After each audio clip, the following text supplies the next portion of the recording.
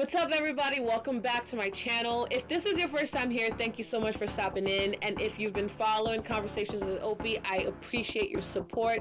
Please be sure to like, subscribe to my channel. That's the only way we can spread these great conversations with other people. Share this with someone that you love. And be sure to tune in every Sunday for a new episode like this one that's starting right now.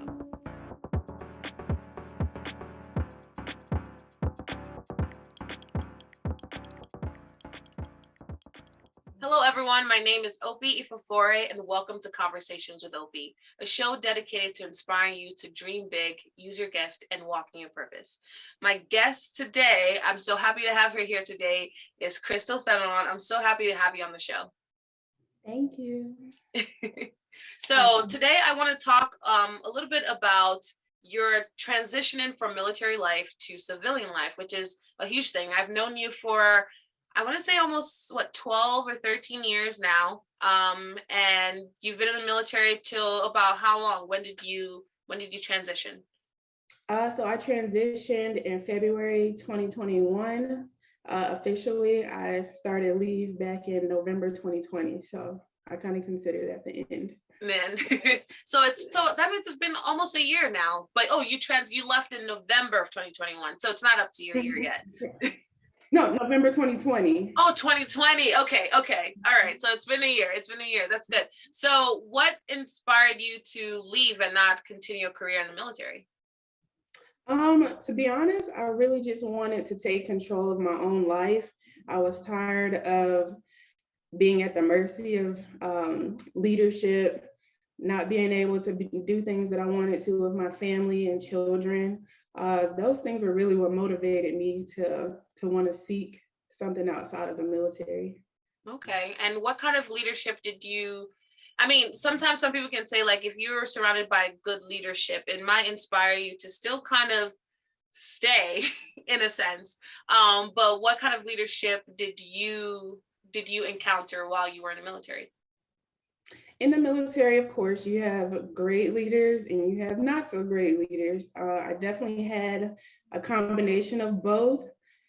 I think when I was back at Fort Hood in 2018, I came across a really great leader that I was very impressed with, kind of motivated me to want to stay longer, because the leader I had prior to that, I had already said, hey, I want to get out. I can't do this. Don't want to do it. There's nothing you can do to make me stay. But Right. When my leadership changed, I saw a new perspective. I got a little bit more motivated. And then when I got to my last duty station, I had another leader where I was a little bit less motivated and didn't really seem to care about me or my family as much. In turn, I was like, this is it. It's time. I gave it a second chance. It was kind of like the kick in the butt that, okay, maybe it is time for me to make that move that I thought about, but now I'm actually going to do. Yes. Motivation. And how has this first year been so far? What has been like the biggest, addition to your life that you gained from leaving the military? So the biggest addition would have to be my time and freedom. I will say you can't really put a price tag on it when you're doing something that you love. And I will say the job that I had in the military, I was not as passionate about it as I could have been, maybe doing something else. So I definitely think having my time and flexibility has been so worth it. So what have you been up to now? What is it that you are so passionate about right now? So I started my own business actually when I was in the Army, September 2020, sorry. And it was a trucking company called Gold Standard Logistics. I wasn't sure exactly how to get started when I started it, but I just knew that I do enjoy logistics and there's a lot of need for logistics. I was like, well, there's no reason as far as, the money why I should not do this. So it was kind of motivation to get started. Like, okay, let me look into this. Let me do research. Let me talk to people. Let me find mentors. Right. Somebody that can help me through the process, because it's not easy. Yeah, I mean, starting your own business and starting in a field that, were you familiar with trucking like at all before, or was it something completely new to you? So I will say I have my grandfather used to drive trucks. Okay. I rode in a truck a couple of times. I knew a couple of people, not close people, that were in trucking, but for the most part, it was just brand new waters. And then I was a battalion S4. That was my last job in the military, which is the battalion logistics officer. Okay. So I did pick up some skills there, and that's kind of what aided in me starting a trucking company. That's a very interesting like business to start, especially as a woman. You don't see a lot of those familiar faces in that world. I mean, tell me more about that experience. Like, what have you faced any challenges in being in a field that's predominantly dominated by men? I won't say too many challenges per se. I will say I think that it's a benefit, because when you're on the phone with brokers and shippers and things like that, they're actually very pleasantly surprised to hear a woman's voice on the other side. So I think it's worked in my favor more than anything. That's good. That's good. I mean, I like that. Yes, let it work in your favor. I hope that it continues to do so as well. So back to leadership, knowing that you've experienced both the good and the bad, and now you're in a leadership position in this business. This is your own thing. This is your passion. This is your dream. What have you taken from that experiences to make you a better leader? What are the skills that you believe a leader should have, and what should they be like?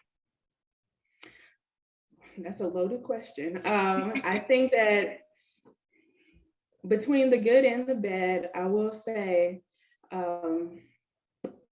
being very open and honest with the people that work for you, or I guess in other words, are subordinate. I don't like that word, but the people that work below you, that work for you. Right.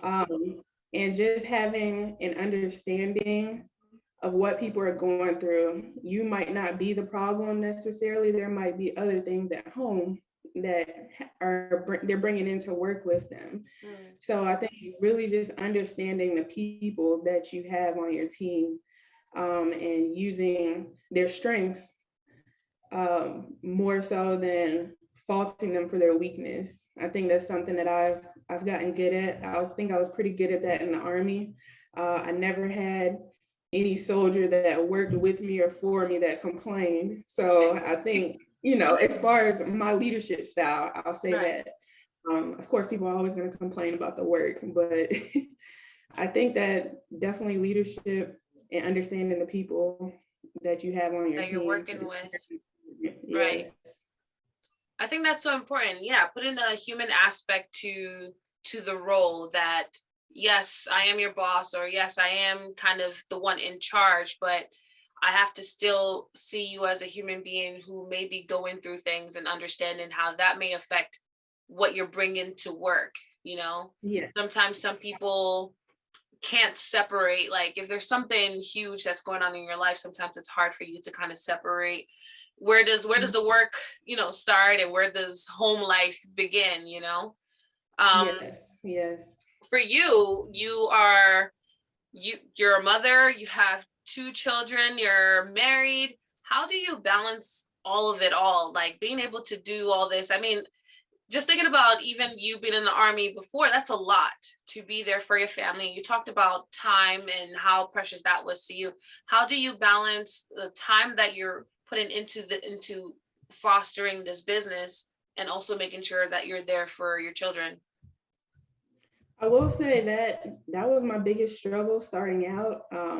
Leaving the Army, I was very structured. Everything is planned out to the T. I don't really have to think about anything. I show up, show out, and go home. But starting my own business, I will say being the person to come up with, these are the tasks that are essential and have to be done. It took me a while to grasp that concept that this has to be done every day. You can't take any days off. It's a 24-hour job. It's no longer, you can't it clock really out. is. It is. My phone might ring at 2 a.m. and guess what? I'm rolling over to grab it. So it is definitely a challenge, I'll say. But over probably the last 4 to 5 months, I've learned how to kind of separate and take the time off, because I think starting out, I just wanted to see results. And so I was treating it more like a sprint when it's really a marathon in order to get these things you were done. A sprinter back in the day too, so I can see that. So my mind is in sprint mode, but just trying to learn how to slow down, enjoy the process, do things with my family, make sure that I have a scheduled date night with my husband every week. Nice. It's helped out a lot to trying to bring in that balance. And I think that not having as much human interaction starting out was very difficult, because in the Army, yeah, that's true. You started also at a time where everything was also kind of shut down and people weren't out there as much. Yeah. And working from home, that was tough. We're making it. And yeah, that's so interesting, because when you're working from home, I think it can actually even make it harder, because you're so focused on the work, but your family is still there too. So it's like a lot of things that you have to kind of balance out. Separation is key, because just I started off working in my kitchen, and I realized that that's just not going to work for me, because it was the same place that I'm cooking, trying to have fun. I spend time with my family. I'm working as well. So it's like, wow, I can sit on this chair for 12 hours a day and then come cook a meal. And then sit in that same chair. Yes, eat, yes. So utilizing the office space is definitely, a plus. Mm-hmm.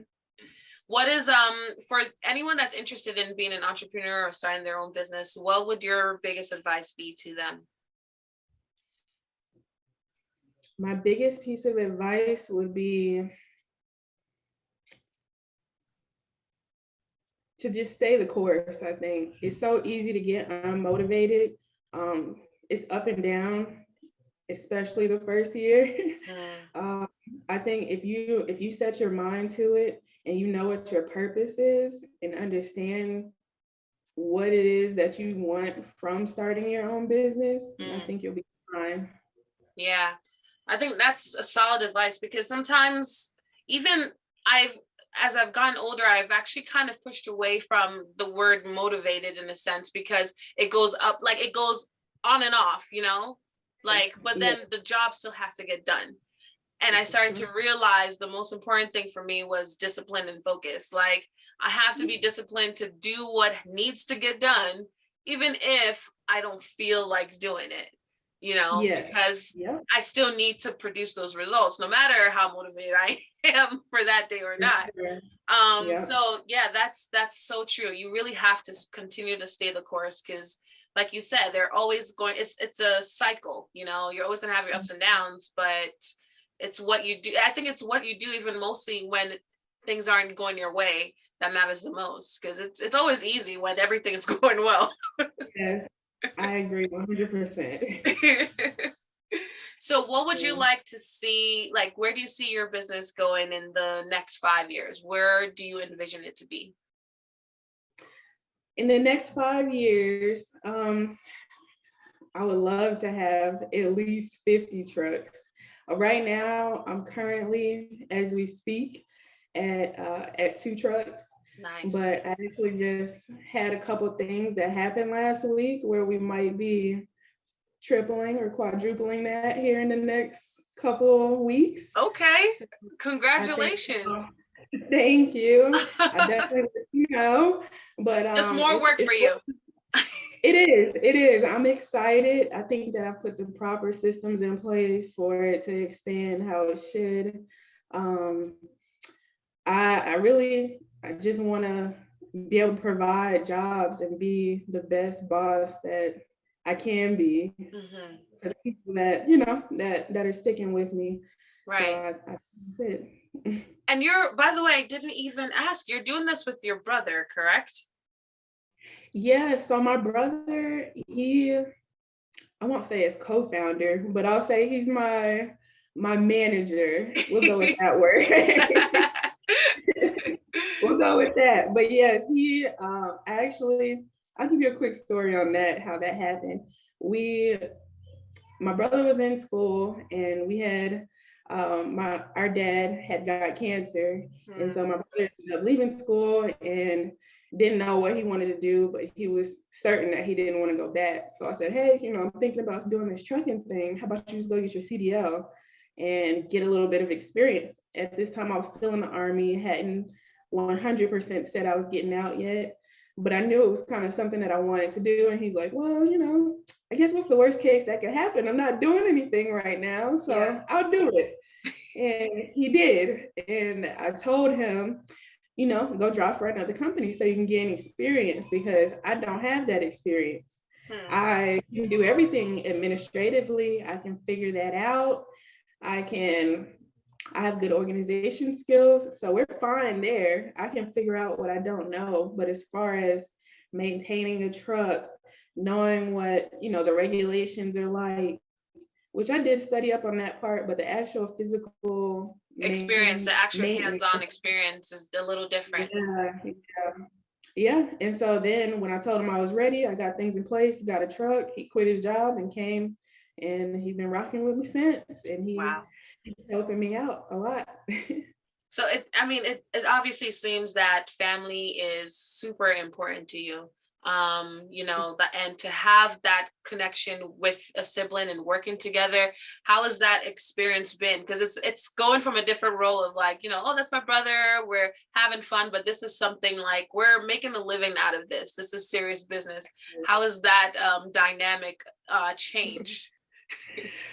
That's an interesting question, because a lot of people always say that business and family don't mix. And I think that we've had our times where it's rough, where I'm like, hey, you can leave, but then, we have the discussions. We take emotions out of it, because my business versus what I have with you personally are two different things. So once we were able to kind of make sure that we don't cross those lines, right, we haven't had any issues since then. He understands, like, hey, at the end of the day, I respect you. I know what you do. I know the work that you put in. So I'm not gonna, cross any lines. Step over any boundaries. Yes, yeah. Well, I guess that again goes back to leadership. You understand that there has to be boundaries. There has to be a way in which you separate, again, the work life from personal life. No hard feelings when it comes to work. This is just what needs to get done. And then when we need to be siblings, we can be siblings later on. Yes. It's and tough, how's your family adopted to this new venture that you've been on? I will say, I think that, well, my husband is 100% supportive. Anything that I need, he's there. I could be like, hey, can you call this person? I need you to call the insurance company. He's like, yep, got it. And so everybody is all hands on. My daughter and son, they love trucks now. We go down the highway and they're pointing out different types of trucks and things. So I think that they're accepting it, and we're just trying to move forward. You're starting and building a family business. You're, who knows? Before you know it, they'll be old enough to be the one in charge. Yes, we talk about it too. We do talk about it, because I think that's part of my purpose, for starting it, to start a legacy that can be, going on for generations. So I'm glad that you said that word, purpose. This is one of the things that this show is about. It's about understanding that, or trying to figure it out for some people. And knowing how important that is to this short life that we have here on earth. You know, it's so limited, and what we do with that time is so important. You've described your purpose as leaving a legacy. What does that legacy look like to you?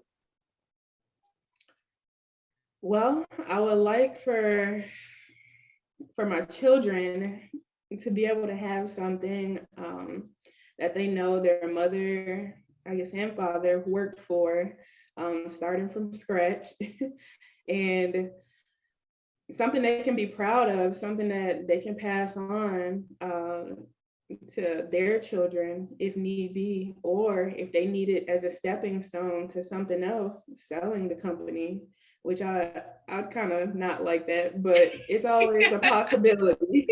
It's always a possibility. So there's so many you know, paths that we can go, but we just continue to pray that they go in the best and the right path. I think with anything, like, you know, I'm not a parent yet, but I believe that good parents want their children to do even better than they are. You know, they want them to start off at a position where they have all the necessary tools that they need to succeed. And it seems that you are doing a fantastic job of already creating that foundation for them, you know, for yourself and for them and for their future. Yes. I want to say thank you so much for coming on the show, talking to me about, I mean, this goes beyond just, you know, transition of military life to civilian, but it's just about, again, as you mentioned, leaving a legacy, leaving this world a better place than you met it. And it's a fantastic road that you're on, and you're doing amazing things. And I just hope for you even better things. I can't wait to see 50, 100 trucks, you know. Yes. I'm looking forward to that, and we will have to reconvene and do another interview and see, you know, where are they now? What are they up to? Sure, I will definitely come back. Oh my goodness, this was great, and I'm so glad that I was able to talk to you and see your face. I really enjoyed this conversation. I want to thank all of you for joining us today on today's conversation, and I hope to see you all next time. Bye, everyone.